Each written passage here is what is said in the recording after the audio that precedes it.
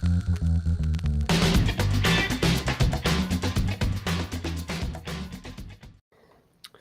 John, thanks for coming on. I really appreciate you taking the time to have a conversation with me. Would you mind telling us a little bit about yourself before we get started? All right, my name is John Fisher 2.0, not my real name, but thinking everyone in the audience could have guessed that.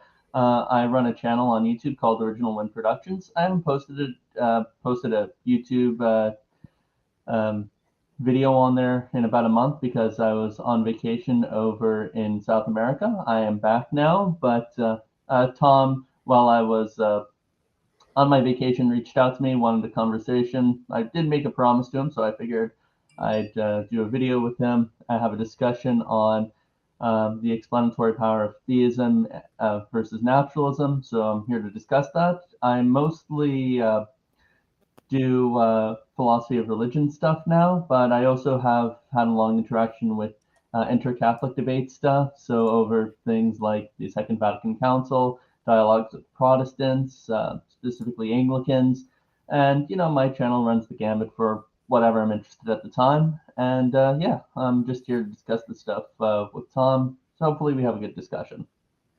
Cool. I am an atheist, by which I mean I believe that all of the evidence seems to best indicate a naturalist hypothesis. Could you tell me some of the reasons you believe that a god should be preferred over naturalism? Right. So I guess the sphere I would say God should be preferred over naturalism is specifically in the moral domain. I think that God is a better explanation of moral truths, objective moral truths, than naturalism would be. I could go over some of the reasons there, but because ethics is a rather big domain of discussion, would you prefer just to talk about what our presuppositions are? Because people can differ about what they believe in ethics. Some are moral naturalists, some are moral non-naturalists. Some people are eudaimonists, some are consequentialists, others are deontologists. There's a lot of ways you could kind of branch this out. I can go into what I believe about metaethics and ethics, and we could kind of compare that. And well, I'd like to start with the reasons you think that God is better than naturalism. That's mostly what I'm interested in. That's what's interesting okay. most. All right. So here are some of the reasons why I think God is better than naturalism. So at least in the domain of ethics, there's a question of why be moral, but there's another question of why even try to be moral. Whenever we take on a challenge of some sort, like let's say, Tom, you decided today that you wanted to become an artist, like you want to become a world-renowned artist. You have to know what you're sacrificing in terms of time, effort, study, all this other things to even succeed there. And you have to decide that it's a worthwhile sacrifice to even just put in the effort here. And if that's the case, why think that on naturalism, sacrificing all those things is actually worth the effort if you were to try and succeed? And those are some of the things you just have to sacrifice. You also have to have. Well, start with that one for 1 sec. Why does right. that matter? So, like, if I'm thinking about morality and whether or not it's true or false that some moral statement is the case, whether or not I want to try to be moral or try to live up to that standard is irrelevant, as far as I can tell. Like, it's either true or false that killing babies is wrong, and whether I personally want to be motivated to try to be moral is completely irrelevant as far as I can tell to objective morality. So why does that matter at all? Right. Well, because ethics isn't just some theoretical discipline. It's not like, let's say, mathematics. It's actually something you want to put the work and effort in. So, for example, especially in areas where you're pretty much undecided or where it seems like people can have contrary but seemingly reasonable conclusions. So, for example, if a woman wants to contemplate, should I have an abortion here? And you tell her, well, this is my conclusion. I think it's very rational, but the opposite side also has their conclusion, and they are just as rational in believing it. And at the end of the day, she's still going to be like, should I have this abortion? She has to at least have some reason for her conclusion, and she has to have some certainty that it is the right or moral conclusion if she is to just proceed in that direction. If ethics isn't a practical or applied enterprise, then I'm not sure why we should even be bothered with engaging in it. Well, so the first part I totally agree with. So if someone wants to get an abortion and she wants to know if it's moral, she Mhm. needs an answer. She needs an answer to that question, and that needs to be true. The statement, getting an abortion is moral, Right. getting an abortion is not moral. But those statements seem to be answerable completely independent from her motivation. So say she wanted to be immoral and wanted to do the immoral option. Well, that doesn't affect the answer either way. Or say she didn't care, she was apathetic, amoral, just irrelevant. Again, Mhm. didn't seem to change the answer either way. And so there seems to be an objective moral truth. It is or is not right to get an abortion. And that statement Mhm. is going to exist and have moral realism be the case, regardless of whether or not someone is motivated to try Mhm. to meet that standard. So if we're trying to understand what's the best ground for moral truths, it seems like all we need is the first half. Like, this is a true moral statement. And once we have that, that's all we need. This other thing about whether or not we should try to be motivated to do it doesn't seem to be an integral part of what morality is. It seems to be more of like a pragmatic, this benefits us in some kind of a way, appeal to Mhm. consequences. So I don't understand why having that aspect is important to the conversation. Right. So a couple of things. One, a moral ought is motivating, independently of whether or not the person desires to do so. That's the difference between someone who's a moral objectivist versus a moral subjectivist. One of the things about objective morality is its stance independence. If it's about the No, so I, motivation of the person, then it doesn't seem to be an objective thing. It seems to be a stance dependent thing, in which case, um, we don't really need God to, or we don't really need God or naturalism to explain this. It doesn't even seem to be a domain to begin with. well, so in philosophy, that is not the case. There's moral internalism or internal justificationism and external justificationism. Hmm. It's not the case that oughts must be motivating. We know they're not. Like, you can know a psychopath can know it's wrong to kill someone and still kill them. He just doesn't care. So we know for a fact moral oughts are not motivating inherently in any humans. That's not a thing. I know it's wrong to eat animals. I just don't care. I like bacon. So it seems inherently false that oughts are motivating in and of themselves. Um, and I don't know why. Again, I don't see how there's a connection there. Even if moral statements existed, why they would or would not be motivating, it seems relevant. Again, I don't see why it would be.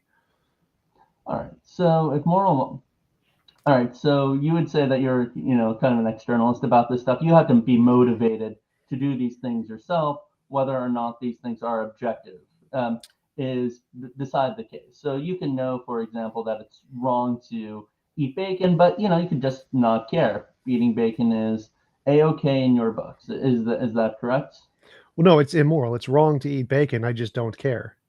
All right, it's just not a matter that you should be concerned with. Is that correct?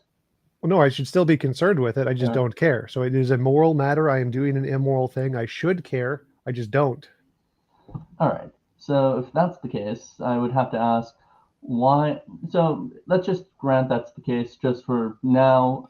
How do you explain why we should study morality or even be concerned with it if we could just, shrug it off as not even caring one way or another? Like, what's the point of even teaching this or deriving moral truths if, there's no real consequence to them as we apply it? So, for example, I could talk about I don't know, um, Pokemon. I really like that as an anime, but I wouldn't make that an academic study. There's no real world benefit to studying it or applying it. It's fun. I like talking about it, but Tell that to that's the about millionaire like what's YouTubers. the point of even just having this domain of ethics?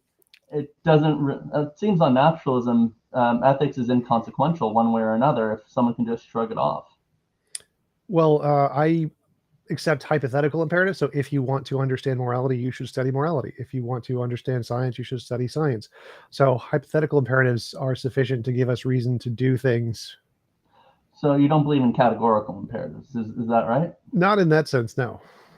So you don't believe something is a reason unto itself to do something. You believe if it depends on the subjective desires of the person. Is Sure. that correct? Yeah. Oh, all right. So okay. So I think that categorical norms seem to be an indispensable part about ethics. Like If somebody tells me this is the right thing to do, then that's reason enough to do something. I could say I'm apathetic. I can say it's not in my best interest. I could say a lot of things, but that doesn't take away the fact that that it gives me reason to believe something. So maybe we could discuss whether or not categorical imperatives exist, and then maybe we could go back on to whether or not theism best explains this. Sure. So I don't see anything of what you said about categorical imperatives to make sense. It's like if I say there is some categorical imperative, um, that doesn't give me any reason to believe or to do to care, just irrelevant. Like the only reasons that exist are the ones subjective to my mind. There can't be an external reason outside of my mind because they're all internally subjective.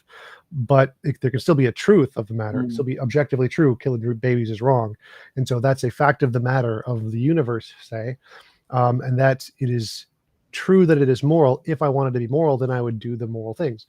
Like if it's true that 1 + 1 = 2, and I have a hypothetical imperative that I want to be in alignment with math, I will do math as 1 + 1 = 2. Doesn't mean I have to. I can start using taxi cab math and do zeros and things, but so the fact of the matter is completely irrelevant from what I want to do. My wants and desires are totally just subjective. So it seems like tying in these kinds of categorical imperatives are just making it inherently subjective. You say, no, morality is subjective because it must have reasons, and then it just stops being objective. All right. So I would take the position that what gives us reason to hold to something is, like you, I'm a bit of an externalist, at least when it comes to things like justification and warrants. I would say that we have this, we have a design that enables us to learn things about the world. And this design is reliable. And by the way, design, don't be scared, doesn't necessarily need to entail God, at least at this juncture.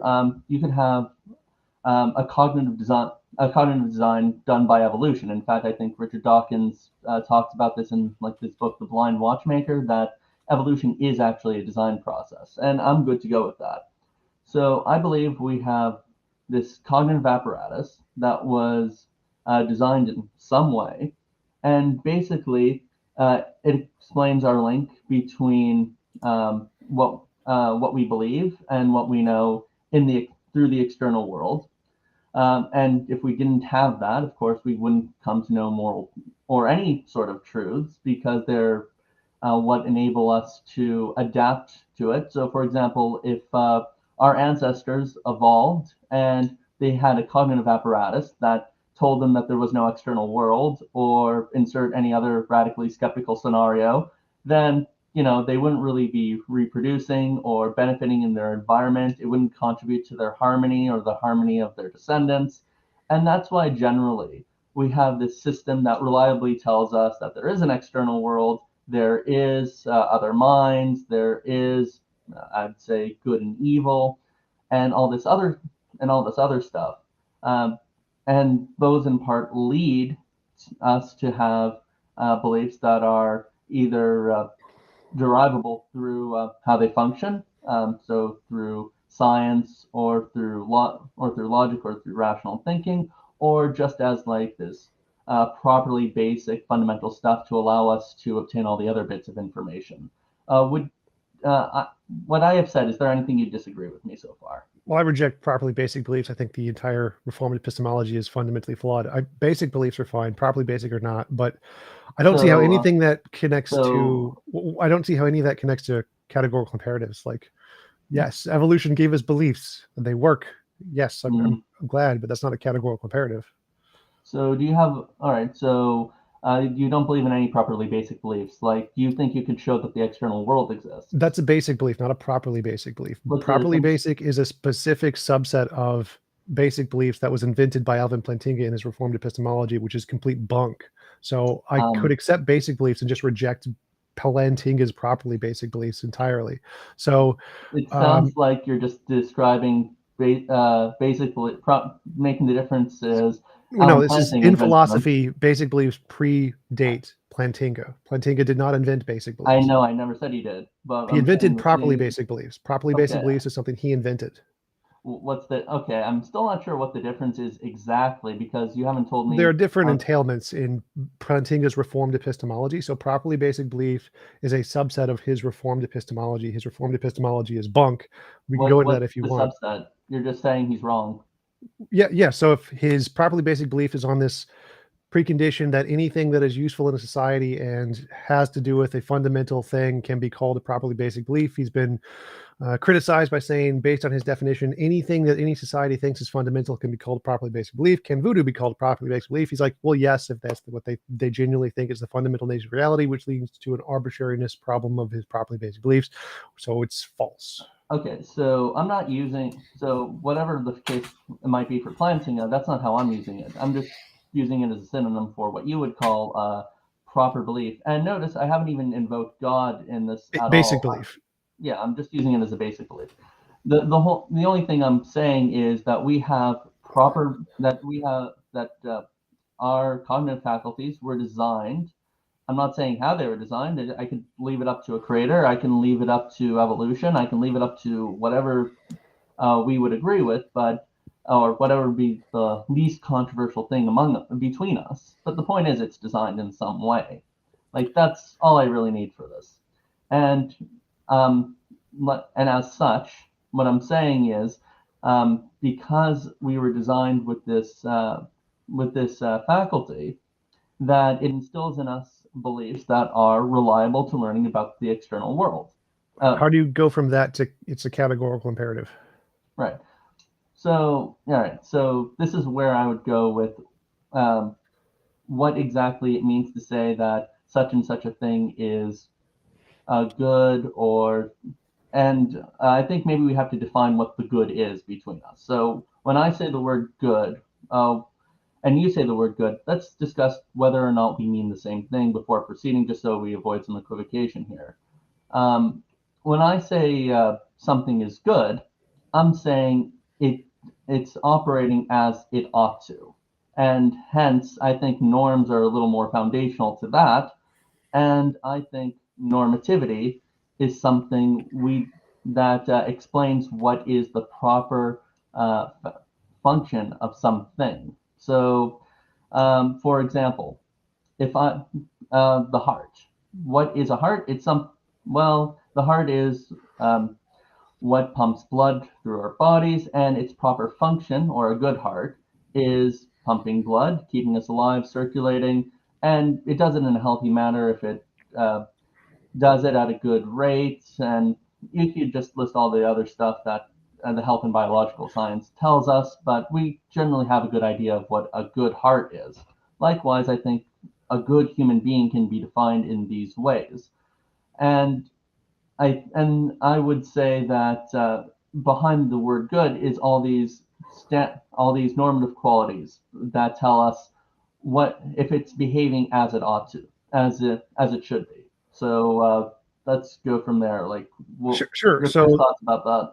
well, that seems to make morality arbitrary. So, say we were designed by evolution to reproduce at a highest rate possible, then someone who's raping and pillaging like Genghis Khan was extremely moral because he's operating in the way he ought to by design of evolution. So, if morality is contingent on design, morality is subjective and arbitrary.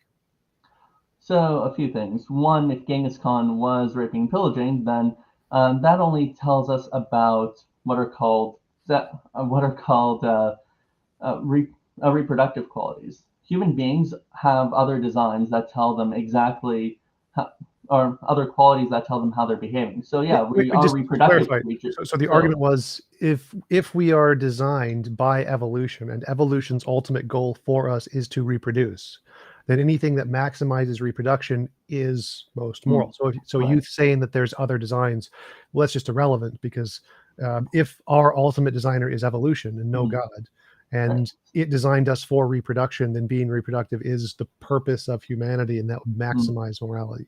So, from what I understand of evolution, it doesn't have a goal in mind. Like, evolution is just describing how exactly environmental pressures select for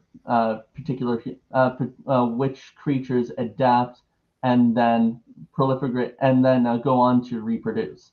And the ones Remember, you that said adapt to their earlier. environment do this. That's not really something that's goal oriented, but it allows certain but it allows certain people to, it allows certain creatures to adapt and then reproduce their own children. And because it reaches Earlier you said that offspring. design could include things like evolution.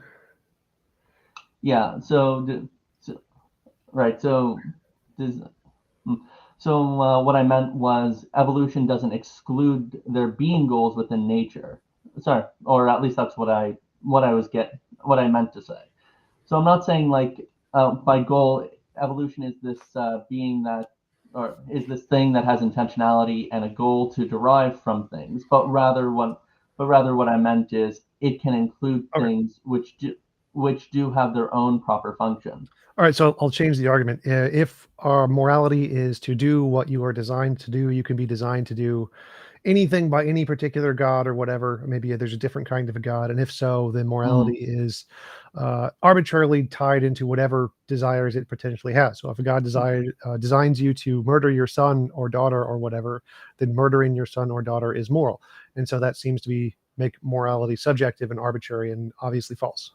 Yeah, have you ever watched? There's an anime, A Full Metal Alchemist. Have you ever watched it or even Yes. read the manga? Remember when Shao Tucker designs it designs what is it called? Basically, he combines his daughter with his dog, and he creates this creature, Homunculus. the homunculus. Yeah, and basically, the homunculus is not something you want to design. In fact, would we, just to bolster your argument, would we say that Shao Tucker in designing this meant for a creature to be um, to be self-harming by its very existence, suffering every moment? Is that what he designed or intended to? So yeah, I agree. If design is going to be determined by the pure intent of the designer or a bunch of arbitrary facts or happenstances, then yeah, I agree. That's not really a good basis for design. Like if you have a demiurge who creates a being, and this being just suffers every second, and that's the intent of the demiurge. Like you have a good being there. I would say no, but that's not what I mean by proper function. So by proper function, I basically mean something along the lines that Robert Koons had, and basically here's his three standards. First off, for some kind to have a proper function, members of that kind, um, existing in whatever state they are, well, that state is causally explained in part by a causal law linking the state and the kind to the function as the effect. So, for example, and that's just the first criteria. So basically, let's take Shao Tucker's daughter. She exists, she's a particular kind of thing, a homunculus. She exists in whatever state she's in. And as a result, she functions to suffer, every second of her life. Now, by that, yeah, maybe you can just derive that that's her proper function, but you also have to Well, that discuss would two fit the more first things. one because the first one is it's like tied into some law that is guiding its existence or something like that. Yeah, I mean, So uh, like the existence of that also, homunculus is only there because of the desire to create it. So yeah, and the depression part was only because it was a failed experiment. If you did it right, it would have worked fine. yeah, exactly. But maybe Shao Tucker was, a really evil person. That's what he tended to do from the very beginning. I know that's not the story, Yeah, but yeah. yeah, So yeah, in that case, his desire for her to yeah, suffer would be an integral yeah, part in her existence. yeah, Because if you didn't want that, it wouldn't exist. yeah. And that actually leads to the third criteria. I'm going to skip the second for now, but the third one is the existence of this kind is partially explained um, by it, but By what? uh, basically that's his intention. The existence of his daughter in that state is intended by the designer or whatever the system brought it about. Okay. All right. So the second criteria is the system of functions that results forms a harmonious, mutually supportive whole, and this system contributes to that end. So Could you say that basically, again slower? yeah, the system of functions that results, that is the system of functions that result in this The homunculus harmonious form. and the other things. What are the Yeah, harmonious other things?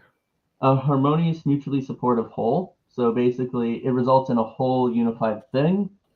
and that system contributes to that end. So that system contributes to the harmony.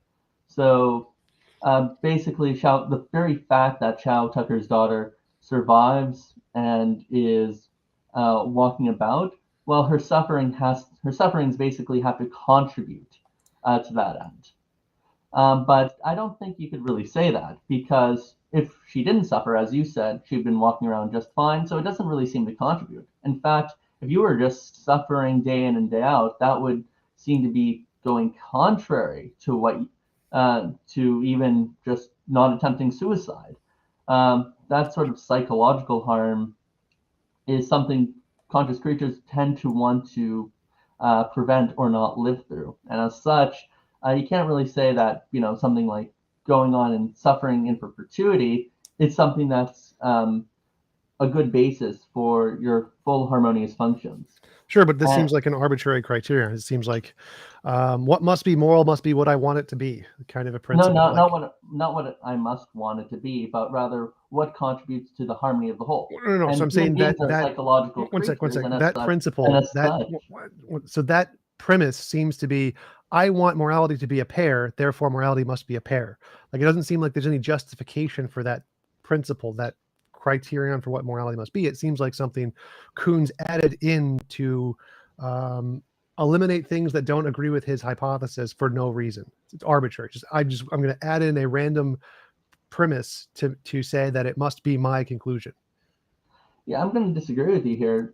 Usually when something exists to fulfill an end, its parts also exist to fulfill that end. They work together to that. So if you have a heart that pumps blood, and there's something in there that just doesn't work to that end, or in fact goes against it, then we can't really say that is a thing's proper function. So the heart produces a thump thump sound every time it beats and pumps blood. But we don't want to say that thump thump sound. If you're defining it that vaguely, if you're defining it that vaguely, then her suffering, if that is the end goal, then her whole is harmoniously producing that end, which means it would fit that second criteria.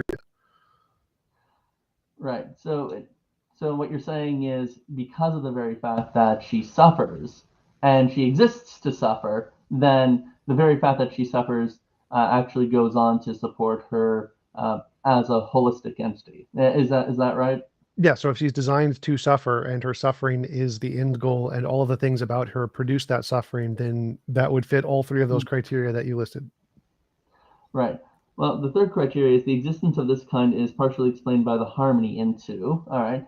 And harmony in that case I think there is a bit of force in what you're saying here. But I would also kind of push back here and say part of the reason why Chow Tucker, or a nefarious creator, would create such a being is,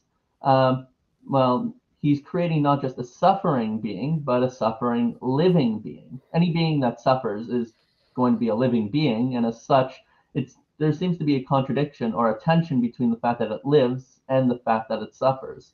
No. It's not harmonious. So in fact, that would be, things seem to contrast and butt heads with one another, at least as far as I understand it. Well, no, that would only be if you added in that extra premise and say it designed it to suffer and to live. And if you do that, then you get lust, the envy of lust, where she's suffering and can't die because she's immortal, and then you get that end. And so her suffering and her immortality would achieve that goal. And so it seems like, based on your criteria, whatever the designer intended, as long as he maximizes that thing, then that's moral, which seems like a terrible definition of morality.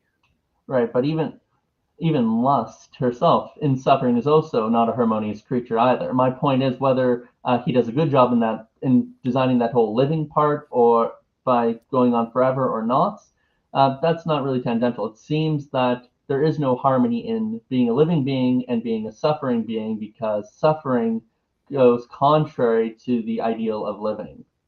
Well, no. So that doesn't at all go against, like, living is mostly suffering, but harmony there, it seems like you're trying to. But we constantly avoid that. Like, if I throw our subjective intentions, you would duck because you would want to avoid suffering. Our subjective intentions are irrelevant here. So, like, if morality is determined by the gods, it's not even an intention. You would just duck out of sheer reaction. Like, if I throw somebody in an ocean, they're going to swim even if they have suicidal intentions. Like, we struggle to survive, like, it's No. not even an intentional thing. It's even pre-intentional. Like you just do it out of Subjective your nature. intentions, like whether it's subconscious or conscious, make no difference here to the argument. So the argument here is that you're saying that you could say, just like theists say, God may have some sufficient reason to allow this apparent contradiction. Well, God, the designer may have some sufficient reason to see this contradiction, I'm not even though saying there that. isn't one. Like there is no contradiction with allowing someone to suffer and live, because in order to suffer, you must live. And so if some God wants a maximum amount of suffering for one person, he will want that person to live a maximum amount of time, so that they can suffer for a maximum amount of time. So there would be no contradiction between suffering and living, but none of that matters here. So it seems like you're cherry picking. Well, his intentions would still be, well, he might have two intentions, but those intentions, when formed together, would not harmonize, because Those when you suffer, you're that's doing something. harmonized perfectly. So one intention: I want someone to suffer. In order to cause someone to suffer, they must be alive. They can't suffer while dead, presumably. So I want them to live for a maximum amount of time, which means I would design them to make it impossible for them to kill themselves. It'd be hard for them to do this, and they would fight to survive as much as possible so that they could maximize the amount of suffering they've had. There is no unharmonious relationship between those two things. It's a perfectly harmonious relationship. You want suffering, So gotta keep them alive. It doesn't only have to be harmonious. It also has to be they also have to be mutually supporting as well. They are. Suffering does not mutually support living, and living does not mutually support suffering. So in fact, those two would be at total tensions with one another in the harmonious role of the creature as it continues to live. So I'm not exactly sure how this goes against the second the reason we touch fire and it burns and we go away, suffering does support living. It literally does. But again, this doesn't matter. Can you give me that example again? I'm not sure I understand it. If I touch fire and it burns me and it hurts, it causes suffering, then I run away. So it keeps me from walking entirely into the fire and burning myself to death. So the suffering can support life in many cases. That's literally the point of pain for human beings in evolution, is to promote life. And so it does actually support that. But again, this is just cherry picking. It literally doesn't matter. You're just trying to arbitrarily say, I don't like the way this system works. I do like the way this system works. This one's intuitive to me. This one's not intuitive to me, which is literally irrelevant here, because this is just to take go back to the original argument. This arbitrary labeling you're doing in order to try to establish this harmonious relationship nonsense.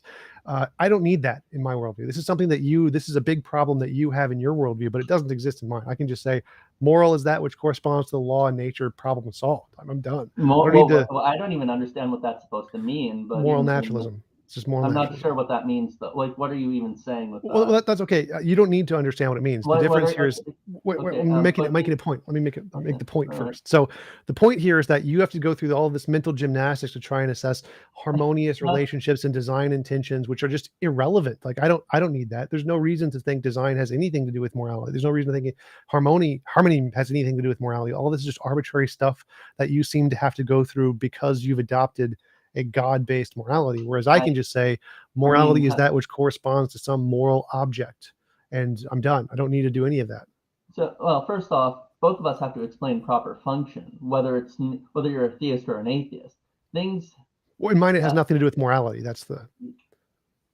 I think that even if you're not going to say proper function grounds morality, you're going to have to say it has something to do with it. Like if I cause your heart to stop beating, like you're going to want to say that I've done something wrong in that case if it's unjustified, if I randomly do so. So, for example, let's say I give you a bad medication that stops your heart. Chances are, one premise is that I stopped your heart. I'm doing something that's contrary to your heart's proper function. There's something in that you're going to have to take into consideration when. Nope, I would take none of that into consideration. You would consider none of that about. Because I would say that the only relevant moral condition is your consciousness. So if your consciousness is damaged, that's immoral. Your heart only tangentially is reflective of your consciousness. And so whether or not, no, it's not. If your heart stops beating, that's going to affect your consciousness. Can consciousness exist without hearts? Your consciousness. I said your consciousness. Again, that's irrelevant to the argument here. So my argument here is that it's not. You are an embodiment. Are you a materialist? Do you believe that your mind is connected to your body? Finish the argument first. So the argument here is that there is no logical necessity between a physical heart and consciousness. There's We a will physical eventually necessity, have yes? brains in vats just fine. You don't need the heart. So what is morally significant in my view, what is the morally imperative moral agents is the consciousness, not the heart. So if someone doesn't need their heart, it's not immoral to stop it. So stopping the heart isn't immoral. It's ending their consciousness that is immoral. Look, this is And a so great. I would not say anything about purpose. I don't care about the purpose of the heart. I don't care about the purpose of any of the You things. know, No, it's irrelevant. It's what? completely irrelevant to my This model. strikes me as a very interesting side of morality for spirits and ghosts, but not for human beings who have bodies. No, this applies to all consciousnesses. If you are human and conscious, if you are a spirit and conscious, if you are a God and conscious, in my view of morality, what is morally significant is the consciousness. So if Damaging the I consciousness is immoral, but the body isn't necessary for consciousness. So it is not the body inherently isn't immoral to necessary for damage. consciousness, No, you already believe that. That's not a controversial statement. No it is one if you're a thinks it's naturalist. logically impossible to have a You're, consciousness without a body. No one thinks that. So if you you, can have many a body, naturalists do, in fact, think that. no, like no one thinks you need a heart. Zero human beings thinks you need a heart. You can replace that with other things to support consciousness. You don't need a heart. Yeah, but I'm So, putting you in oh danger. my God, this is not hard. You don't need a heart. So damaging a heart isn't inherently immoral. How about Damaging a stabbing? consciousness is. Okay, how about stabbing your brain? Like that certainly has a proper function. If it affects your consciousness, that's what matters. Do you damage You the don't think consciousness? you need a brain. No, because there can be other things other than brains. Logically And I possible to have agree. This is ghosts. an interesting Yes. morality for spirits and ghosts, but not humans. No, oh my God. All roses are flowers, but not all flowers are roses. Like what you're saying is literally incoherent here. So if my morality applies to all flowers, and then you're complaining, oh, but roses, like I don't care about the roses here. This applies to You all are a flowers. rose. Stop You interrupting. should Stop care. interrupting. Stop interrupting. So if I'm making an argument about all flowers, and you keep bringing up roses, and I say, no, the principle is more general than that. It applies to all flowers. And you keep saying, oh, but it doesn't apply to roses. Like, yes, it does. You All are a rose. flowers includes roses here. So if you damage the consciousness, that's immoral. You can Yeah, and I can indirectly damage damage the the consciousness consciousness by by damaging your killing a body. heart, but you can kill a heart without killing the consciousness.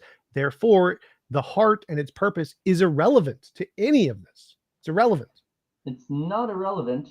It is literally No, irrelevant. it's not, because your body, your heart supplies blood to your body, and your brain needs blood to function.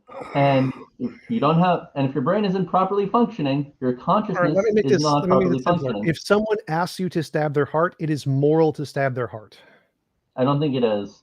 I know you're wrong, but my No, view, you're the wrong. view I'm trying to explain to you is that It's okay. What? wait. So the view I'm trying to explain to you is that the stabbing of the heart, relevant to its purpose, is irrelevant. So if someone wants you to stab their heart, assisted suicide, and you do it, that's moral. It may be Why? against the purpose of the heart, but that Why? doesn't matter. The Kind of does. You're making morality an is the assertion here without evidence or with justification. right. So I'm just explaining my model to you. So Okay. Okay. your model entails purpose, mine doesn't, and you said how, and so I'm explaining to you how it doesn't Okay. entail purpose. So in Okay. this case, the prioritization is the will of the individual. If they will to die, like assisted suicide, and you kill them, that is moral. Their purpose is irrelevant. It just doesn't matter. And so in your case, where you have to prioritize the purpose of the heart, say, and so it's immoral to stop the heart, that means that you're prioritizing their heart purpose over their conscious desires, which would be, in obviously to vast majority of humans, immoral. You are forcing them to live against their will, causing them to suffer, and that seems to be an obviously negative consequence of your view that isn't in mine. But going back to the point, this is how mine doesn't entail anything about purpose, which is your original question. Okay. All right. So all right. So a few things. One, I'm going to address something you said a little earlier about how some suffering is needed in order for survival. So pain receptors are needed, like as you said, to catch small amounts of pain, suffering in order to avoid copious ones, like getting a small burn in order to avoid burning yourself by walking into a fire. So yeah, I would agree that there is a purpose in having stuff like pain receptors to catch suffering. So suffering isn't needed, but rather pain receptors are needed, and that supports the mutual and harmonious whole of a human being. I don't really have an issue with that one, but human beings can obviously want things that are contrary to to what they ought to be desiring. So And so, for example, you would at least admit that somebody could do something against their self-interest and then go on to regret it. You would agree that people regret their decisions, correct? Sure. And you would agree that stopping somebody from doing something contrary to what their best intentions would be wrong, right? Say that again. Stopping somebody From doing something contrary to what is in their best interest seems to be a moral thing to do. So, for example, if somebody No. wants, so, all right, so let's say I decide to stop somebody from signing up for a pyramid marketing scheme, and I realize it was just a scam later on, and I thank them for it. Would should I say that, well, what you did to me was still wrong, even though I would have been screwed out of my money? Like, Yes. So like the moral really? thing to do would be to give them the option, the information. This is a pyramid scheme. Here's how I can show you it's a pyramid scheme. You should not do this, but you still have the freedom of choice to choose that decision if you so choose. Forcing them to stop is immoral. Giving them the option and the information to stop if they're a rational actor is the moral thing to do. So if let's say my all right, so let's say if my spouse doesn't believe me, I end up cutting their access to our bank account, and then later on, when they do believe me, because I get better information from somebody who was in this pyramid marketing scheme, and I showed them what happened to them and how they were hurt, and my spouse thanks me for this and going all this way um, to protect their side of the assets, that's not considered wrong. Like it Well, seems to me like in this in the case where you have situation, shared assets and you have a right to your assets, that's fine. If it's a different person you have no right over, yeah, it's wrong. So if there's some other person you're not married to, you have no right to freeze their assets. It's immoral for you to freeze their assets. The only moral thing to do is to give them the information, allow them to choose for themselves. right? What if they don't believe me? And what if they don't believe the information I have at the time? Then you're not And this allowed to is do information anything. any reasonable person would believe. What if they're just being irrational in their rejection of it until such a time they are being rational? If their brain is incapable of rationality or consent, like if they're under 18 or whatever, or they're under some mental damage or something, then you're allowed to do those It's, things. But it's if not mental they're damage; they just reject the information. Like some they're if people, people can rationally reject information and not be irrational. So theists do it but all the time, religious people. But um, um, it's a joke. But okay. yes, so people can be rational and reject information, and that's perfectly fine. They have a right to do that. That's their choice. You don't have any right to stop them from investing in bad investments. What about the government? Okay, what about the government shutting down some scam and preventing people from investing in it? Do you The think that's government wrong? is a justified, evil, terrible thing. What? Taxation is theft, but it Really? is, yeah. So the Really? government is a needed evil. It is a bad thing that we need to prevent worse bad things. I think the government. Oh, okay. So I'm not really sure of this position. So on the one hand, you're saying the government is evil, but on the other hand, you're saying yeah, It's it's evil, but it's necessary evil. justified evil. Yes. But I don't So think. like But isn't trolley problem. isn't So like the I'm trolley sorry. problem, you have to kill one to save five. Killing the one isn't evil. It's still bad to kill the one, but it's necessary to save the five. So the government does lots of bad things, but they're to prevent greater bad things. Yeah, I agree. We tolerate some of the evils government does because by getting rid of the government, we would lose out on, a greater good. I'm not going to disagree with you on that one. But when a government does something evil, we want to say that that thing is indeed evil, correct? So is the government shutting down scam an evil? Like that's what Yeah, I'm asking. it's a lesser evil than allowing it to live. So it is an evil. So shutting down a person's freedom to do whatever is an evil. Like putting people in jail is an evil, but it prevents them from harming other people in society, which is a greater evil. So yes, any kind of like forcing people to give their money to taxes is an evil, but it's a justified evil. So anything that government does to force anyone else to do anything they don't consent to doing is an evil. Some are small, some are not so small, but those evils are tolerated to prevent greater evils. That if we didn't have stoplights are evils, then there would be more deaths by crashes. And so we tolerate stoplights, which is a small evil, to prevent the big evil of lots of deaths by crashes. All right. So you believe that the government giving information that such and such a thing is a scam is good, Well, right? that, yeah, that'd be moral. That's moral. But shutting down the scam, that's the evil. Yes, any involuntary imposition of will is immoral.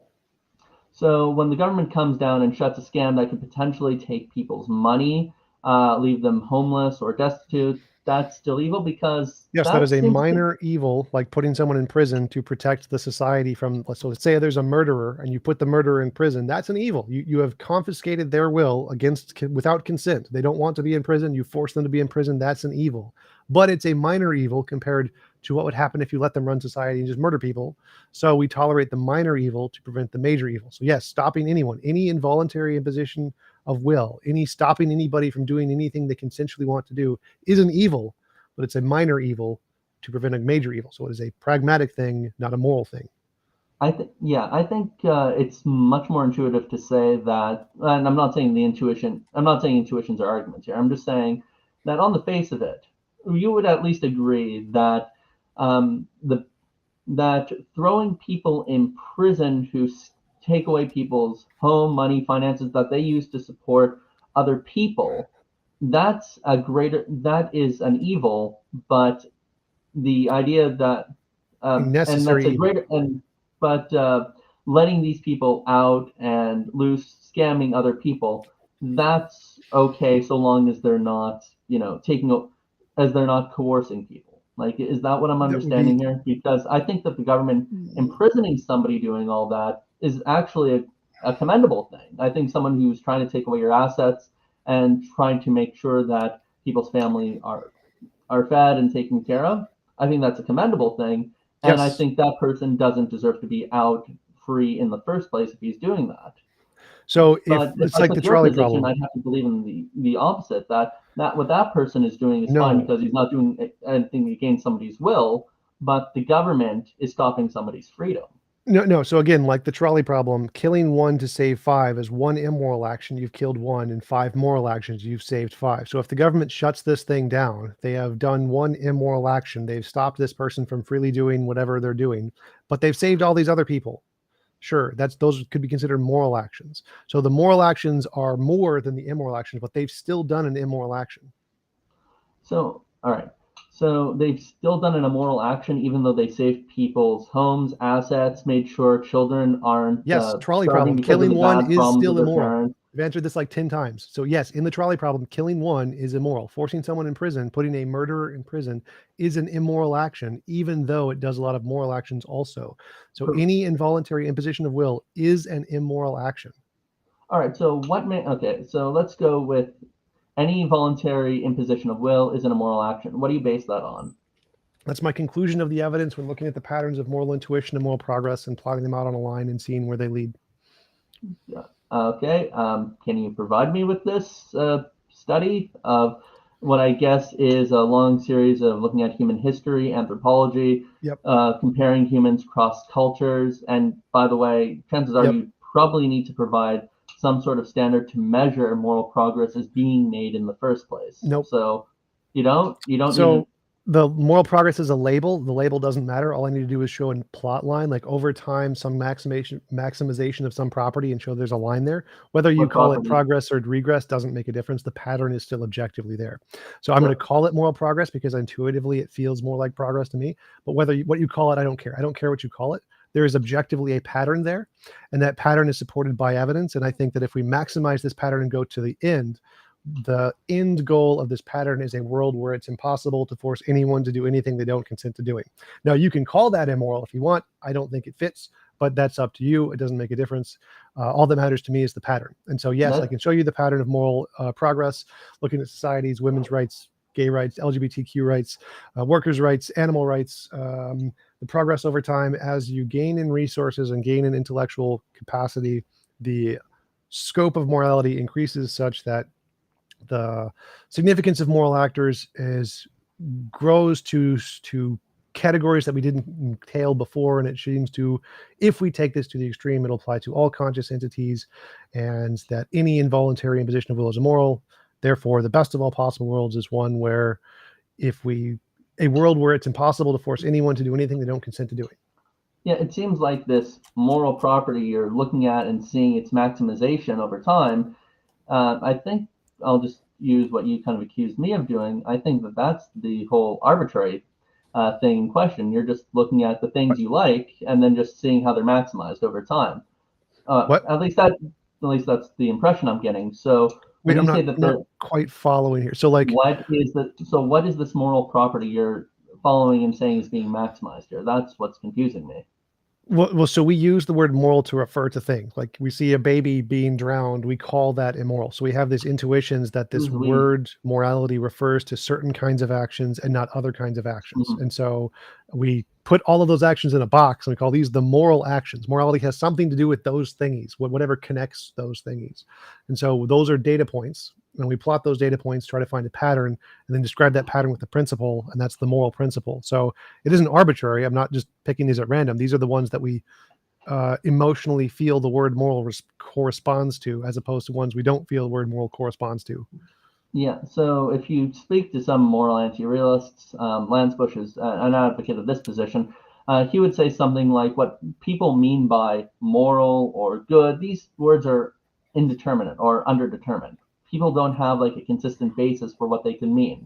If you look at some of the Well, more I would older agree. models of I would agree. anti-real, I've talked with Lance Bush. I agree with him on that point, but the basis part doesn't matter here. What matters is do they have feelings about certain data points? Do they see a baby being drowned and feel that's immoral? Yes. That is a consensus viewpoint throughout most of history. Yes, they do feel that. So even though they don't have a consensus, consistent consensus. basis, that part doesn't matter here to my argument. My argument only means do they have a consistent feeling towards particular moral events? And which they do. There are lots of particular moral events that there's vast amounts of agreement on, even if their basis isn't agreed upon. So the basis doesn't matter here. Actually, it does, because if the basis is, let's say, non-cognitive, then you can't really measure it. Like, how can you measure boo or yay, for starters? B, Well, not you people could who still don't. measure that. So like if their You view can't of measure. morality is non-cognitivist and they still say drowning babies is immoral, and by that I mean boo or whatever, that would still be a data point. But most people aren't You, non-cognitivists. So the vast majority of humanity throughout most how history do you know aren't. this? Data polls from most of history around the world. Polls from most of history. Okay, most of the time when we take polls, it's usually from university students in Western. What percent of humans are religious and have been religious throughout all recorded history? Like, this is not a hard one. Okay, yes, a lot of people have been religious, but religion is hardly tied into a shared universal moral attitude. I didn't say there is a shared universal moral attitude. I said there are shared universal moral intuitions Oh, about particular events. So drowning babies is wrong. People feel drowning in babies is wrong. That could be just a result of evolution. If we feel drowning babies is wrong, we won't drown babies, and that's good for the species. That's a common trend that's been through all societies, probably due to evolution. Very good evidence of that.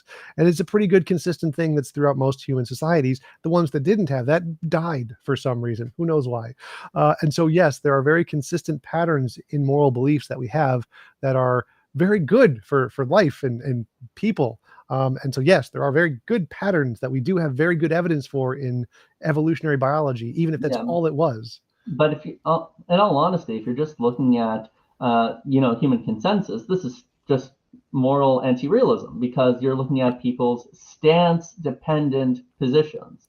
I mean, granted, Right. granted, you're finding a consensus among human history and stuff, but it's still stance dependent. It's still subjective. You're measuring a Again, you're subjective attitude, conflating but the it's still data points. subjective. Well, you're conflating the data points with the conclusion. So the data points, yes, the data points are there, and the data points are there independent of whether or not it's a non-cognitive, non-cognitive view, a relative view, subjectivist view. The data points are the same in all of those views, but they're just the data points. Are the data points there? Yes. Whether or not they're just a result of evolution or just a result of subjectivism or just a result of non-cognitivism doesn't matter. What matters is are the data points there? Yes, we agree. Drowning babies is wrong. That's a consensus among humans. Can that be a result of evolution and nothing more? Yes. Can that be a result of just subjective happenstance? Yes, but it's still a data point. So the data points are there independent of what conclusion you draw from them.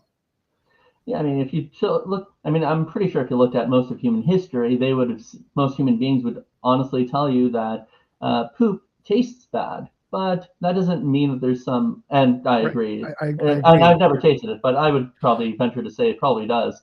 Yes. But we would probably not like the taste of it. But that Yes. doesn't mean that there's no like objective property Yes, you're right. of, I of agree. taste in things.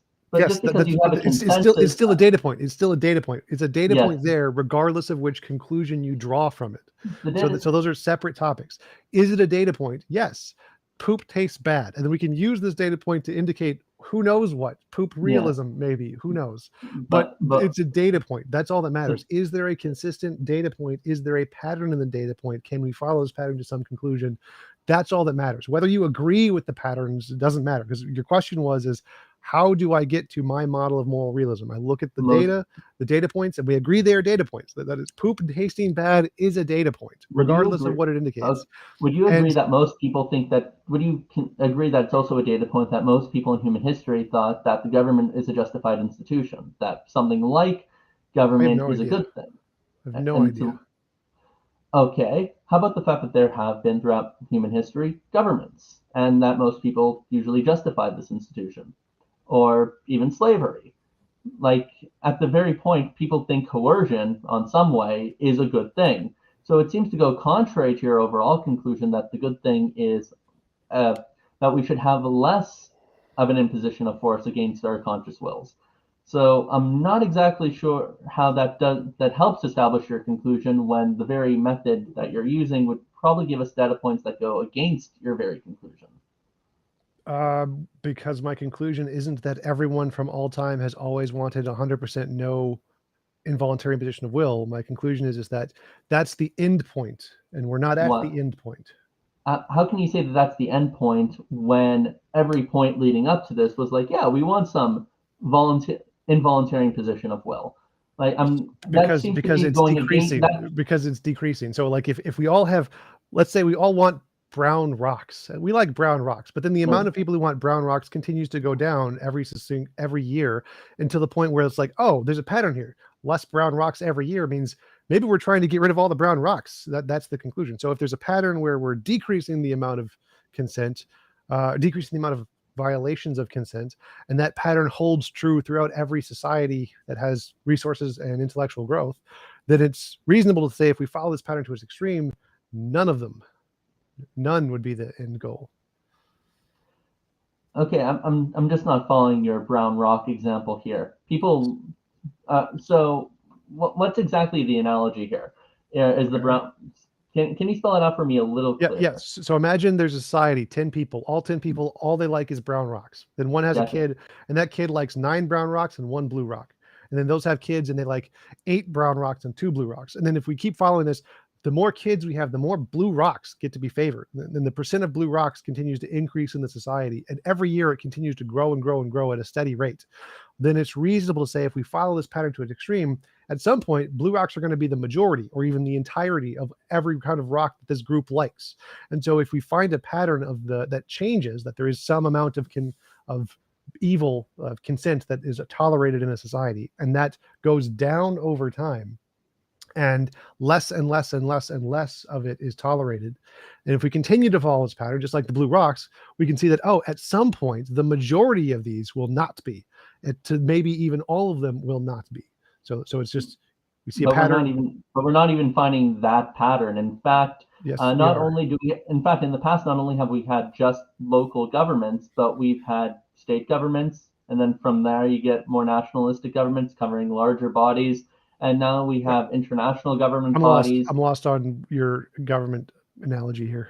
So, all right, so you agree that the government is a body that imposes dictates Yes. against our will, right? Yes. Okay. So now, not only do we have the governments that existed in the past, but we also have international governments. We have governments that operate in specific regions of the world over the national governments, like the European Union, for example. On top of that, I'm we still not. have I'm still not following. So yes, there so are still so brown rocks. I agree. There are no, still no, no. brown We have rocks. more brown rocks, not less. That's my point. More. Okay. Yes, we Now I'm have more totally lost. governments. So Do we not have more imposition of will no, from government the bodies? number of governments is not a greater imposition of will. It's the things that can be done to you by those governments. So in the past, governments could rape you and kill you and take you and do anything you want. Now they can't. Now you can sue the government. So we actually have more rights today than we do in the past. Even if there's more governments today, I don't know if that's true. I don't really care. How But many, out of curiosity, how many women can you marry now? as many as you want. No, no. Yeah. Today you can only marry one. No, How many you could you can. marry in the You can past? You no, no, could no. marry. You can still marry as many as you want. You just don't get tax credit for it, which is fine. That's not marriage. It is. No, So because in the marriage. past, No, because in the past. wait. So going with your example, in the past, you never got tax credit from the government for any number of wives you married. They did not care. They didn't give you tax credit. Now they give you tax credit for one wife, or multiples in the case of Mormons if you don't, the single mothers. So now the government gives you more rights, more ability to do things, more freedoms than you had in the past. Obviously, regardless of the number of wives. One wife, they give you significant amounts of tax relief, whereas in the past they didn't for any number of wives. And you can still marry as many wives as you want. It's just not going to be as like a legal tax break thing. So, In the past, even given your standard today, we still have more rights in the past, the people who would get married to multiple wives were rich and didn't need the tax credits. However, because that's they the were first rich and thing. everyone else was poor. Like that's Yeah. also a good No, example no, of. no, no. All I'm saying is you didn't really need that. And second, you were talking about imposition, not Yes. necessarily not what you just had the ability to do based on your resources. Today we have more resources, yes, but poverty wasn't an imposition against your will by someone Yes, it is. outside. Well, right, It so is just to clarify, imposition means even nature doing something against your will is even wrong. nature. Yeah, so like So rock falls nature on is you, that's evil. immoral. So nature is Yeah, evil. nature is horribly evil and kills more of us than anybody else. Yeah, I think in order to be evil, you have to be some sort of moral agent. You have to be considered blameworthy or praiseworthy for your action. I think Yes, I we're disagree. using these words in very different ways. Definitely. I think that if we compare say we maximize the view of morality, whatever it is, and if it's only based on having intentions like what you mentioned, then it wouldn't eliminate many or the vast majority of the evils in the world. Like in Christianity, there's these things called natural evils. And I agree with those. I think there are natural evils like tornadoes, hurricanes, earthquakes, whatever. And those kill lots and lots of people.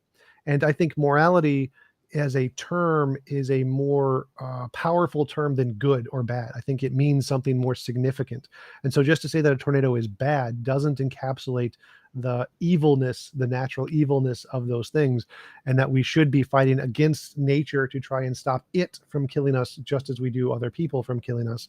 And so I think that the term morality in the future, as we've seen in this pattern of morality, will be outsourced to see things as, regardless of intentions, any imposition of will is going to be immoral. We even see that in progress today among determinists, because our brains are just matter. We don't really have intentions, but it's still morally significant because you're imposing on somebody's will, regardless of your intention. So even if you have a brain tumor or something, you're still going to be held accountable to some degree.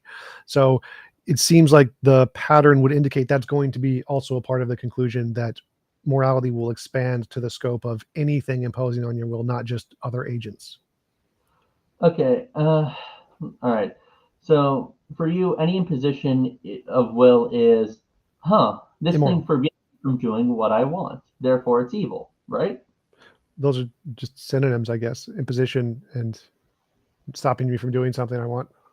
Yeah, like that's what I'm getting from you. Stopping me from doing what I want. Is that As long basically as your? it applies to yourself and your property and not other people, yes. All right. So what if I?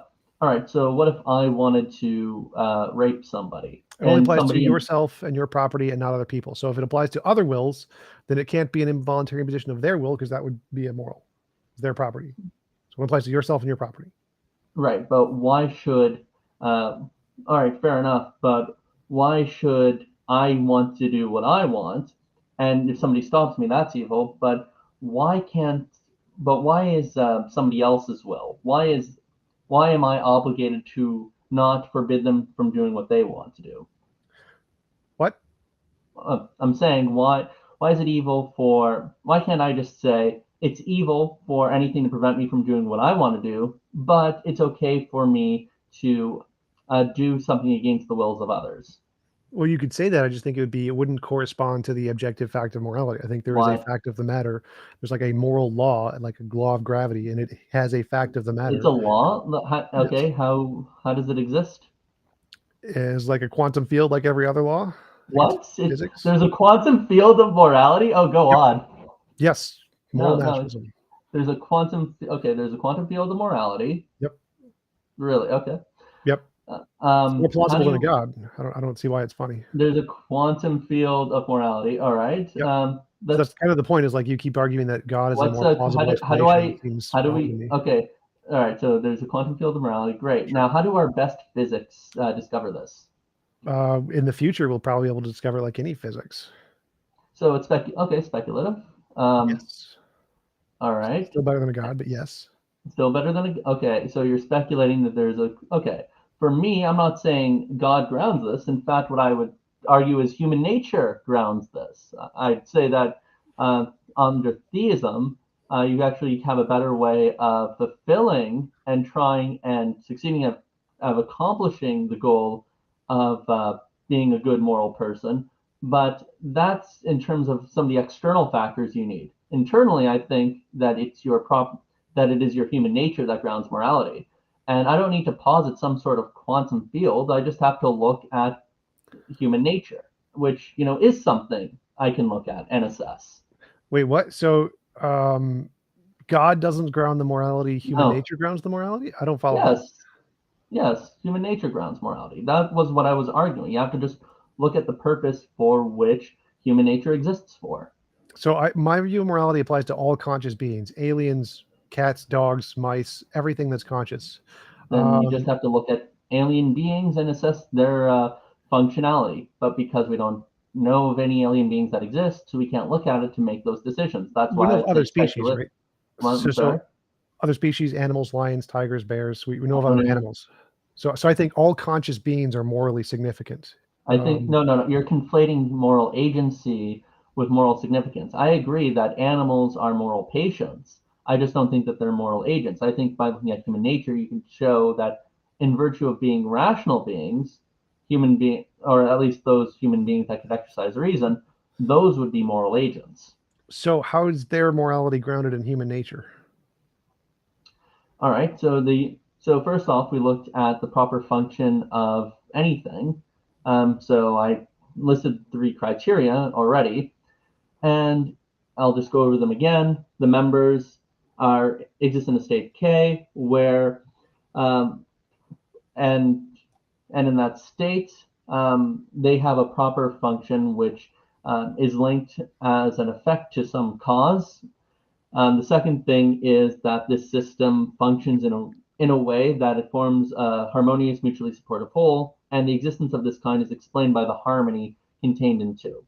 So, in virtue of those things, we have a proper function, and and then from there on in, if there's we have that we can say that the proper function of a human being is it does what it ought to do. And this is actually looked at and compared to other theories like granting I'm proper lost. functionality. Okay. So how does humans doing what they ought to do is moral translate to how can we understand how everything else is morally significant? Because my view, all conscious agents are morally significant. To explain why they're all consciously significant, there must be some moral fact that connects them all. I think that's a law of physics, and that's what It's makes everything moral. well, if And you so, don't so well, how does your view mhm. that human nature grounds morality expand to the other conscious things in the universe? You have to just look at their own nature. But they are good. But if you just look at what they are good for, then we even look for why we have obligations to them just in looking at our nature. So for example, let's take animals. Part of being a good human being is being a good social being. And any good social being which would cause harm in animals, well, you could expect that they would also cause suffering in other human beings. So humans have reason to treat other conscious creatures, specifically animals, with a way that avoids their suffering too. So it doesn't have to do with something that they have a right to, but rather it Probably. has something to do with what we expect from other human beings Test. in virtue of what we would want them to do to us. We want them to cultivate virtues that do not contribute to our suffering. So we'd want laws and we would want dictates where they don't harm other conscious creatures either. That tends to be why we don't like human beings that cause suffering in other creatures. Now, of course, there might be some overriding reasons like food, but in general, we don't want them causing pain for no reason. Mm, Can you hear me? Testing. I can hear you. Well, I dropped my keyboard and it disconnected my microphone. It's fine. So my position here is like, or my question here is like, so say we maximize your view of morality as a perfectly moral universe. What does it look like for bears, for tigers, for all the animals? What do they just keep doing the things they're doing? Are you okay? Yes. Okay, sorry, you were just in the thing. Okay. So tigers, bears.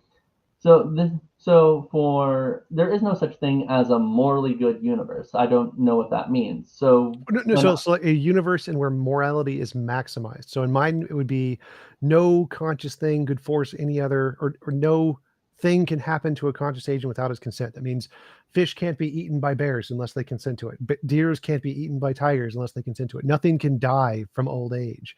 My morally perfect world where my view of morality is maximized, there would be no lions killing other things. There'd be no people killing other things. So right. if we accept your definition of morality, what would the morally perfect, or the world where the morality is maximized, look like?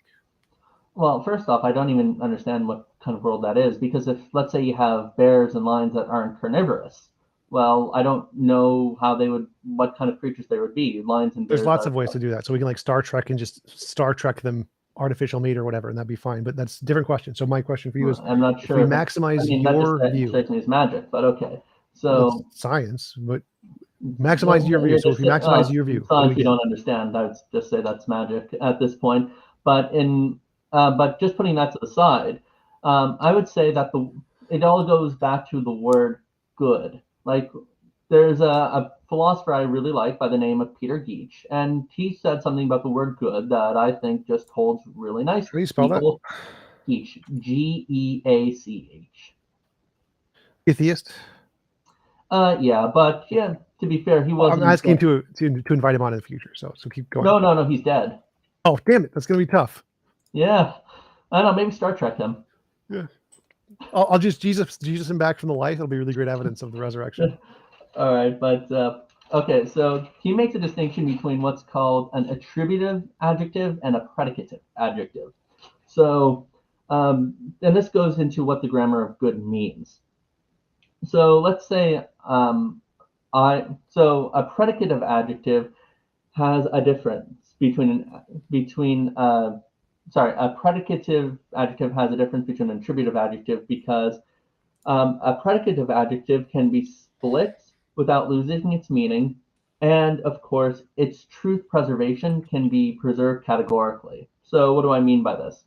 So if I say Mackie is white and Mackie is Y, then I could say Mackie. Then I can say that Mackie is a white Y.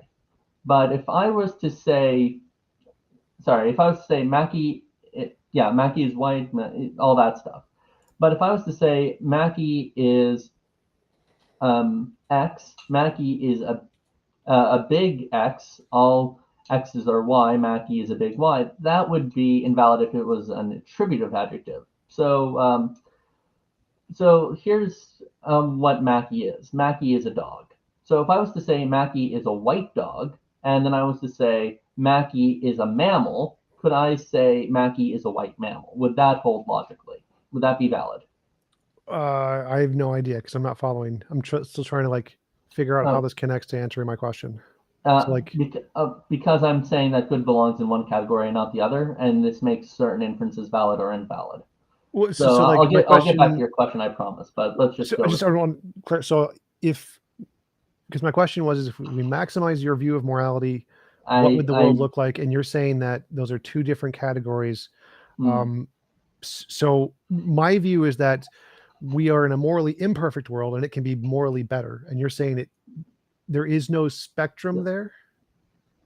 What I'm saying, okay, so what I'm saying is, because the word good or great or whatever is an attributive adjective, then it makes no sense to say that worlds themselves can be good. Oh, right. So I agree. I can just grant that for the sake of the argument. What I'm saying is, if we have a world, and in this world there is some property of morality, and we maximize that property, it's like becomes a law of physics, and everyone is it's forced. not universal. I'm not saying it's what I'm saying is it can't be universalized in the same way between all creatures.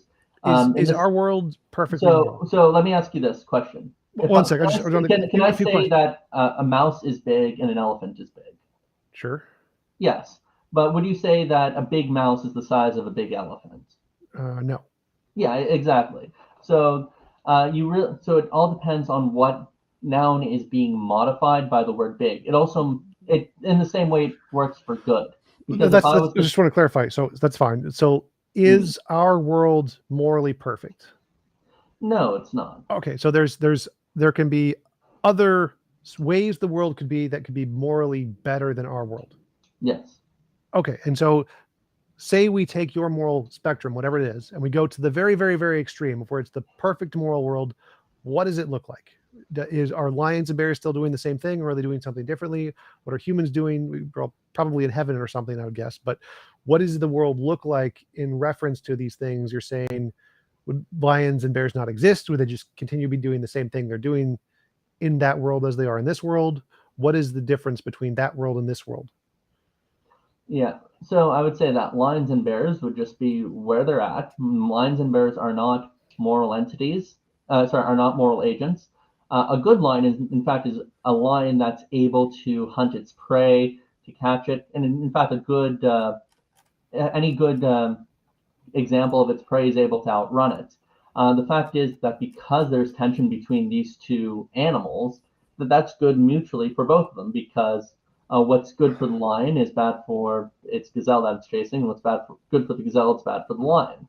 Human beings, on the other hand, are good, and I'd say all human beings are good, insofar as they can live up to the moral dictates by which they can derive from their nature. And that is what I would say makes a universe morally perfect. There are agents such that they always follow the dictates given to them by the natural law, and by extension the divine law. Perfect. Yeah, that's exactly what I was asking. So if we compare your view of the maximally perfect world to mine, and mine is where it's impossible to force any conscious agent to do anything they don't consent to doing. It seems like if we're intuitively trying to assess which is more moral, yours seems to have vastly more immorality than mine. Yours has lots of death and suffering and eating and pain. Why is that? Things. But why is that wrong? Well, because why is that immoral? It's intuition you're appealing to, right? Yes. Well, we have to. That's the only evidence we have of morality. But my view here is to say, if we're asking most humans and we're trying to assess, and we look at these two worlds, kind of like if we look at a baby being drowned or a person helping an old lady, and we want to say which one's more moral, people intuitively say, okay, helping the old lady is a more moral action than drowning a baby. Drowning a baby is immoral. And so they can compare two instances and use their intuition to try to assess which is a better view of morality. And so if we do the same thing with our models, your best of all possible worlds versus my best of all possible worlds, it seems like the vast majority of people are going to be like, yeah, the one where you can't force anyone to do anything they don't consent to doing is a morally superior world than yours, where lions are still eating things. And that's the rub. You're using already best of. That's just a title. That's irrelevant. You're kind of embedding already kind of a standard. Already in that word, you're kind of embedding a notion of goodness that I not only don't agree with, but I think is incoherent. So what I said was, what does it mean for a world to be the best, unless you mean it's doing what the world is good for doing? Remember, so what I said was your best of all possible worlds versus mine. So best of just means the maximization of the moral property in this context. So I'm saying if we just grant your model and maximize it and look at that world, and grant my property and maximize it and look at that world and compare the two. So it just means a maximization of the moral property here. And so the argument is that if we take your best of all possible worlds where you've maximized your model, and my best of all possible worlds where I've maximized my model, and compare them intuitively, like looking at a drowning baby and looking at helping an old lady, it seems like most people are going to conclude that mine is morally superior to yours.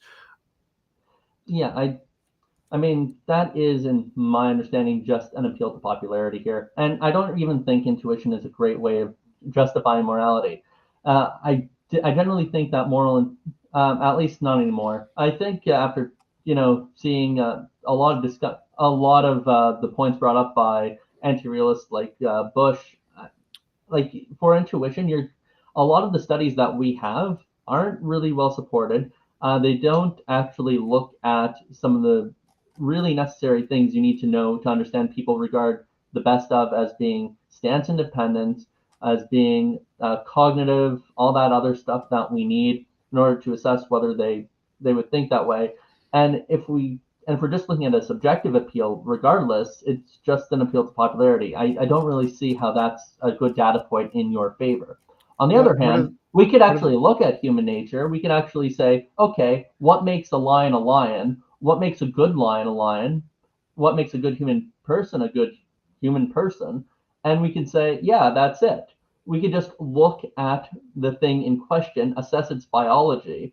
We can assess what the proper functions it has as a harmonious whole are, and we can just understand what would we expect it to be doing given these proper functions. What makes this thing a harmonious whole? What makes it survive? What makes it continue on? What are seems some of like the an things appeal to that nature. what are some of the things that hinder that harmony? What make it go away? Like you could actually look at that seems this like stuff. an appeal to nature fallacy, where it's saying No, it's nature does not. it this way. And so I'm not, so there's two problems there that I see. One is that I don't think you can say there is a way a lion should be, like the way it's designed. Like that doesn't make any sense to me. That's It irrelevant. doesn't It make seems any like it's, sense. yes, it Well, seems no, like we know all how of, lions. like, No, one second. So it's like all biologists tend to agree it's not designed to be a certain way. It happens to be that way due to the way nature is, and if nature would change, the lion would change. And so the way a organism should be is contingent on its environment, and you change its environment, that completely changes the way the organism should be. There isn't any particular way a lion should be. It's just relative to its environment, and that's it. It's purely coincidence. There's no correct answer about that. Then that would make any evolutionary assessment to how it came about arbitrary too. And I don't think you want to do that. I don't know And what you mean. well, okay, so it's just a coincidence that it evolved in this fashion? Yes. No, no, there's a sufficient explanation that explains why it evolved sharp teeth and claws and why it runs as fast as it does. But those are also Yes, coincidence. the biologist is going to appeal to its environment and the past and the evolutionary process, but that actually goes to show how its existence came about. Why this is the kind of creature that exists and adapted and not some other creature. And that to me is actually a perfect explanation of Kuhn's criteria 3.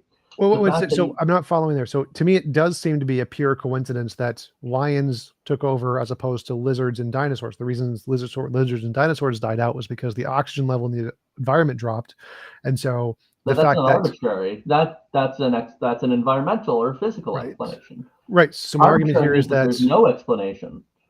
so my argument here is that the particular way lions are is completely arbitrary, and it could have been infinitely many other ways, But it but the was reason it happened to be this way is simply because of the way other organisms evolved in kind then and that's not how they arbitrary. fit into the environment. Then that's So not arbitrary because you're so appealing to the environment, you're appealing to other creatures. Yes, anything could logically have possibly done it, but yes. that's not a good alternative explanation. We're Well, no, dealing with that seems to be a problem for your probability. model. We're not dealing with mere Well, possibilities so here. that seems to be the problem for your Is model. it logically arbitrary that when I came into my house today that there was You're taking no the word stack of arbitrary money too on my seriously. bed? You're focusing way too much on the word arbitrary here. It doesn't matter. So You if there's used it, then infinitely take it many, out. so if there's infinitely many ways a lions could be replaced by other organisms, and those other organisms could do things opposite of lions or whatever, and their assessment of whether or not they're morally good is if they function in the environment, then But there literally isn't. You anything just that functions in the environment is morally good simply because it functions in the environment. And that's it. That's the only criterion you have now. It's no. appeal to nature fallacy. Okay, first off, you already detailed explanations for why lions and certain other creatures took over and not others. That's not arbitrary. That doesn't matter to the argument. You're Point out avoiding the argument. just because you could point out that it's logically possible other creatures could have came about doesn't say that what you gave me happened was arbitrary. Again, you're not When I addressing came the into my argument. house You're not today addressing and the I argument. found that there was no bag of money on my bed, that's not You're not. arbitrary. There's a good reason Can you there's not address a the arguments? The argument here isn't about the word arbitrary. I don't care about the word arbitrary. It's then meant to convey an then you idea. remove it. Then Your what's model states okay? that something is morally good if it survives well in nature. And you assert that it's surviving well in nature, you interpret that to be its purpose. but that's arbitrary. Like that could be anything. Anything could do that in any way. There's no consistent pattern there. It's just whatever happens to work in nature. So this is an appeal to nature fallacy. If it survives, it is surviving for its purpose, which is therefore moral, which doesn't work. Secondly, again, no one thinks that this has anything to do with morality. Purpose design is irrelevant here, but it still seems to lead to the conclusion that you just arbitrarily said, if it survives in nature, it's moral. So if it survives in nature, it's just a good instance of what it is. So I'm not saying it's good because it survives in nature, but because it can survive in nature, it has some sort of property that dictates it is a good species of its kind. It's a causal explanation for why it came about, at least in part, that it can have. That doesn't make sense. So like, say there's an animal that is in an environment, but if we introduced a new animal like bullfrogs and they eat all of the old animal, but we just haven't introduced bullfrogs, and they're still working the way they should. So like, because Australia, this has happened where you introduce one animal to a new environment and it just kills all of a different animal. Does that mean prior to the bullfrogs, they were moral, but once you add the bullfrogs, they're now immoral because they're bad at surviving in their environment? Well, no, that just means that, and I would have explained this a little more if we just went over the difference between a predicative and an attributive adjective. It would just mean that the bullfrog is a bad animal for the native animal. But on the other, that's good and bad are relative to the kind of creature we are dealing with. It's grounded in their, that's why it's grounded in their nature. What is, just like a good lion is bad, like one that's fast or one that has sharp teeth and sharp claws is bad for a gazelle, doesn't mean that the lion is bad in and of itself. It just means it's bad for the gazelle. The bullfrog is just bad for the native animals of Australia. But this is why the bullfrog is still good for the environment. That's why you don't look to the externals of the animal to. That's why you don't look to the externals of the animal to dictate what is good or bad for it, but you look to the animal itself. Well, we're literally looking to what's external, the environment, to determine whether it's good or bad for the itself.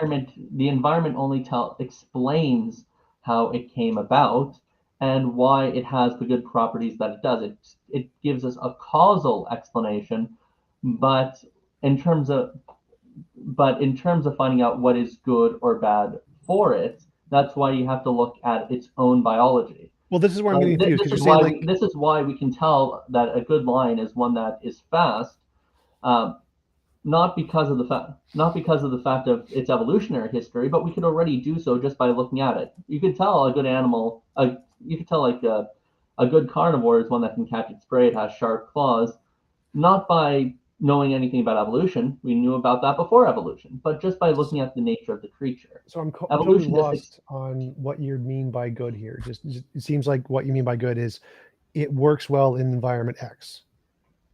It does. When I say good, it just means it does what it ought to do. Well, so that's just restating the premise. That just your definitionally equivalent. I need to know more about what that means. And it seems like what they ought to do, how you define what they ought to do, is it's good in environment X. That seems to be the conclusion of your definition there. Also, I just wanted to ask. I wanted to answer the super chat. So, what would you both say? Lions or lizards are more like Jesus? I'd say Jesus is more like a lizard. I would say that Jesus is more like a lion because Jesus is the Lion of Judah. That's why you got to know your Bible. Okay, but just going back to your question. Yeah, so the environment isn't the only thing that tells you about what constitutes a good or a bad lion. So, for example, it's not just about catching prey, but you also have to look at the psychological features of a lion. So let's say you go into nature and a lion is just convulsing. It's just having a seizure. You can tell that's not really a good lion because it has something to which is not contributing to what it ought to be doing. In fact, it's hindering it. Now, we didn't have to look to its environment. You can just tell that the lion has a very deviant psychology.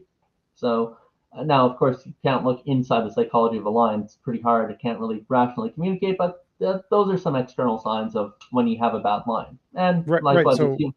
But it seems like those factors you're still just assessing, does it function in the environment? So say like you've heard evolutionary argument against naturalism, Plantinga's evolutionary argument against naturalism. I have. The psychology of the lion could be that it's a bullfrog sitting on a padded leaf, but if it functions in the environment, you're still going to say this is a good lion because it seems like a criterion that you're using to assess whether or not something is a good lion is whether or not it survives in the environment well. I mean, that's a part of it, but also a good animal is one that has a good psychology. Like even if it, I'm not sure what it would mean for it. I'm not sure what it would mean for something to have like a bad psychology, but function well it's in an environment. Well, like the Plantinga example. So think that there's the lion who's in the Serengeti, but he thinks he's a bullfrog. So the lion thinks he's a bullfrog and he's sitting on a padded leaf and just trying to eat flies or whatever. But it's actually a lion on the Serengeti chasing down a gazelle. No matter how wrong its psychological beliefs are in correspondence to reality, those beliefs could lead to survival actions. And so would this lion who thinks it's a bullfrog be a good lion?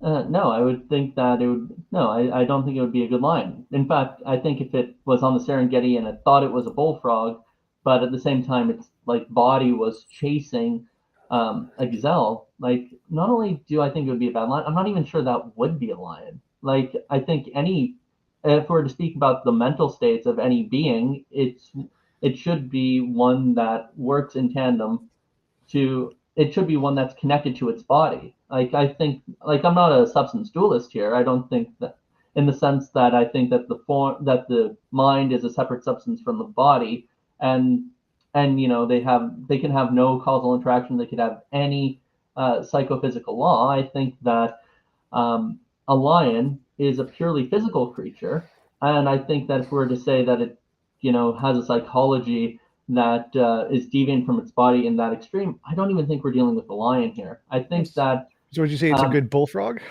No, it's a good lion. It's a good. Okay. No, it's a bad lion. It's not even a good bullfrog. Like okay, but let's say it outcompetes the other lions. So let's say the lion that thinks it's a bullfrog is the most evolutionarily advantageous animal that just outcompetes all the lions. Which one is it now a good or bad bull lion? No, I don't even know, and I'm not even sure it is a lion. Like, so are you familiar with epiphenomenalism? Yes. Okay, are you an epiphenomenalist? Probably not. Okay, neither am I. So, and in fact, this is actually one of the arguments against the idea. For those of you who don't know, an epiphenomenalist is someone who believes that mental states can't cause physical states, but physical states cause mental states. So so let's say that there's a mental state like you're suffering, and the suffering of an animal explains why it doesn't go fully into the fire and it only goes in part after touching it. Then that actually is a causal explanation telling us why the lion isn't fully going in there. Likewise, if a lion believes it's a bullfrog, then it's such a useless belief that I don't even know. At that point I had to say what are mental states actually doing in this picture. Wait, so do you reject Plantinga's evolutionary argument against naturalism? Well, if it works, it doesn't work for that for that reason. I'm not taking a position either way on Plantinga's evolutionary argument. I'm saying if that is one of the reasons to support it, it's not a good support. So Plantinga's evolutionary argument against naturalism is the fact that evolution selects for survivability, and so it doesn't care about what the actual beliefs are, so the beliefs can have no correspondence to nature in any way. No, but beliefs need to have correspondence to nature. I don't know how you can not believe that. That's literally the entire point of Plantinga's argument. Have I espoused that argument here? No. So I'm bringing it up as an example. I'm saying. Okay, but I don't agree with it. I think Plantinga's. So okay, so that was what I was asking. Do you reject Plantinga's? Okay. Like I'm not. Yeah, like there's a huge literature on that one. I can't say I accept it, but I do think that beliefs do play a role in any creature's survivability and adaptability here. I think that if a lion believes it's a bullfrog, it's not going to survive that well. So if this did happen, would this be a refutation of your moral model? Sure, but I think if that did happen, it would be a refutation of my philosophy of mind too. But okay. I'm pretty sure that beliefs have some sort of evolutionary explanation to why certain creatures adapt.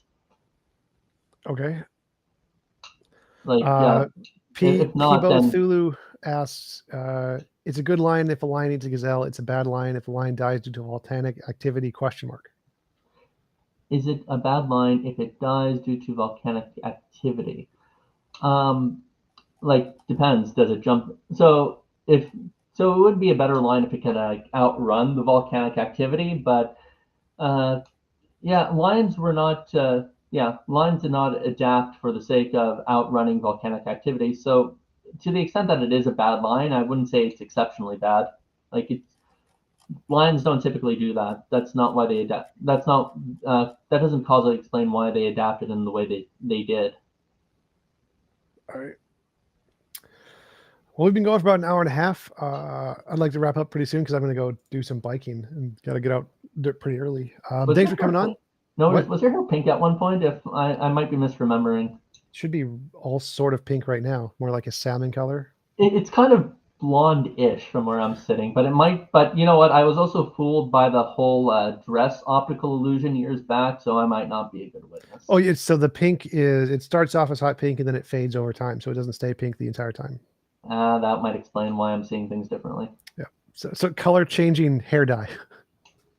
Why? It's automatic. It's automatic. It just loses color over time. It fades. Yeah, fair enough. All right. I didn't pay extra for the fluorescent stuff that automatically changes color. That'd be cool though. All right. But thanks again. Really appreciate you coming on. Do you want to give a shout out to your channel again where people can find you? No, my channel's atrocious. No, I'm kidding. So if anyone wants to see my channel, it's Original Wind Productions. The philosophy stuff is just a new edition. Go to the older stuff and you can see more of the Catholic theology stuff. This was an interesting discussion. I hope feel free to invite me on again. Let's see. And if anyone is interested in the whole moral model I proposed, and in a competitive environment that might not be the best one, I have a Medium account. If anyone's interested, you can go to stjohnfisher.medium.com. It's stjohn then fisher.medium.com, and I have 3 articles there defending my moral position, including the logic of it. So if anyone wonders how I'm avoiding these fallacies like the genetic fallacy or stuff like that, feel free. Stupid Monkey Philosophy, that name again is could I perhaps ask you to put the name on the board or somewhere, sure, if that's okay, TJump? Yes. Okay, so it's in the private chat. That's my Medium blog. And someone did say my premise was invalid of going from non-normative to normative, and I do realize that can be a bit of a big deal, but I do think that because of my more reliabilist epistemology, that such a thing is possible. You don't need to necessarily go from non-normative to normative. You could actually just you could actually make what's called you could actually make a non-inferential. Sorry, you could actually make an inference just from a single premise. There are arguments that do such things, and I think that's in my second published article. But yeah, in any case. Cool. What is Medium? Is that like a Facebook It's like thing? Blogspot. It's just like a place to host your blog. Gotcha. Well, thanks again for coming on. I really appreciate it. It was a pleasant conversation, and I will let you go.